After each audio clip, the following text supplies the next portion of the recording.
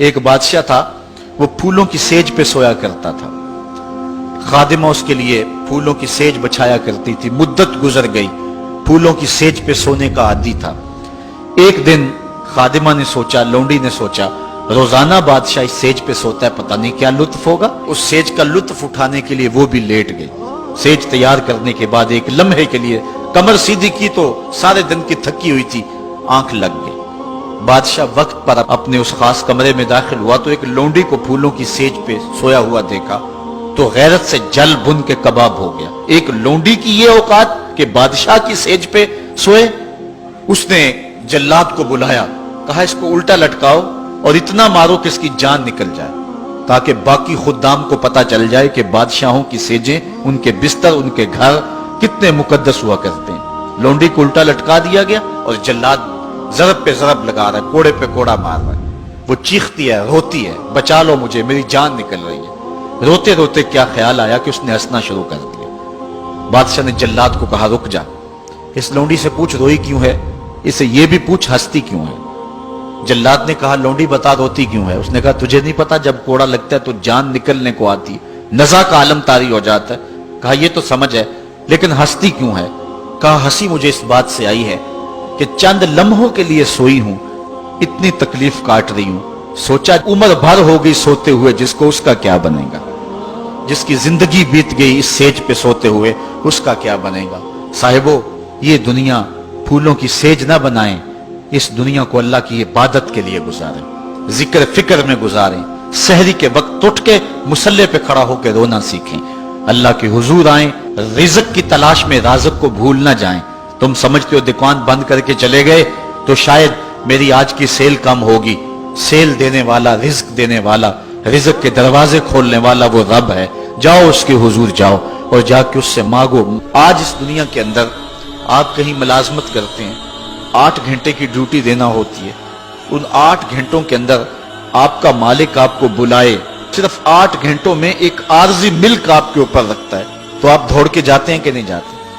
آپ کے مہمان بھی آپ کے پاس بیٹھے ہوں اور آپ چائے بھی ان کو پلا رہے ہوں، لیکن باس بلا لے آپ کو اور وہ گھنٹی دے تو آپ بیل پہ سب کو چھوڑ کے بھاگتے ہیں کہ نہیں بھاگتے؟ مہمانوں سے بھی معذرت کرتے ہیں، مجھے باس نے بلایا، آپ دوڑتے جا رہے ہیں۔ یار ایک دنیا کا باس بلائے تو مہمانوں کو چھوڑ کے، چائے کو چھوڑ کے، مرغن غذاؤں کو چھوڑ کے، سب کو چھوڑ کے بھاگ جاتے ہیں، اور رب کا نمائندہ پکارے حی علی الصلاۃ اور حی علی الفلاح، جو بندہ اس کے حضور نہ جائے کتنا بڑا بد نصیب ہے، کتنی بد نصیبیاں اس کا مقدر ہیں کہ جو اس کے حضور۔ لیکن یہ اللہ تعالیٰ جل شانہ کی رحمت کی عمومیت ہے۔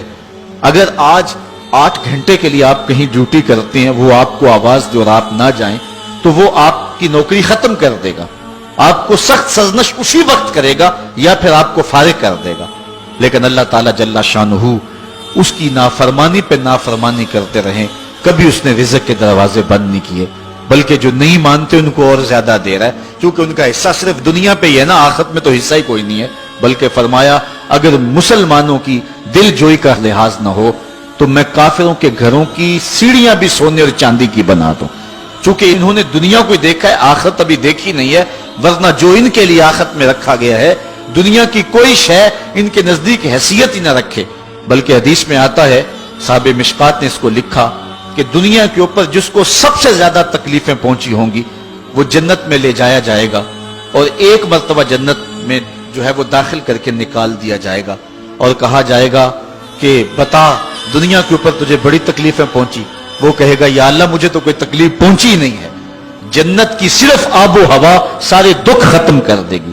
اور جس نے تخت و تاج پہ بیٹھ کے بھی زندگی ساری گزاری ہو، حدیث میں آتا ہے اس کو جہنم میں ایک ڈبکی لگائی جائے گی، اور پھر اس کو کہا جائے گا بتا تو دنیا کے اوپر کوئی راحت پائی ہے؟ وہ کہے گا مالک دنیا کے اوپر میں نے کوئی سکھ دیکھا ہی نہیں ہے۔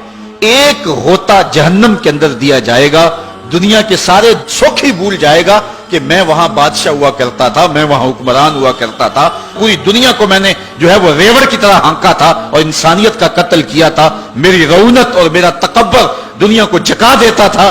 اس کو کوئی شے اور اپنی کوئی آکڑ اور کوئی بات یاد نہیں رہے گی، صرف ایک ڈبکی کی بات ہے۔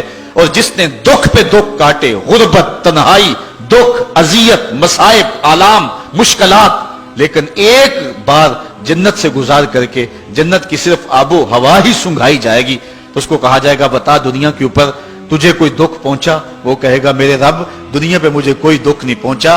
اب بتائیے کہ اللہ کے حضور ہم حاضر ہوں یا کہ دنیا کوئی منشا و مقصود بنا لیں؟ ہماری زندگی کی ڈگر کیا ہونی چاہیے؟ پہلی بات تو یہ ہے کہ جنت کے مقابلے میں اس دنیا کی حیثیت ہی کوئی نہیں. اور دوسری بات، اگر دنیا کے اوپر ہم عزتیں سرخرویاں جس کو ہم سمجھتے ہیں یہ سرخرویاں ہیں وہ پا بھی لیں تو وہ کتنا کو عرصہ ہے، پھر اس کا حساب بھی تو ہم نے دینا ہی دینا ہے. اس لیے ہم دیکھ لیں جتنا برداشت کرتے ہیں اس کے مطابق جو ہے وہ ہم چلیں.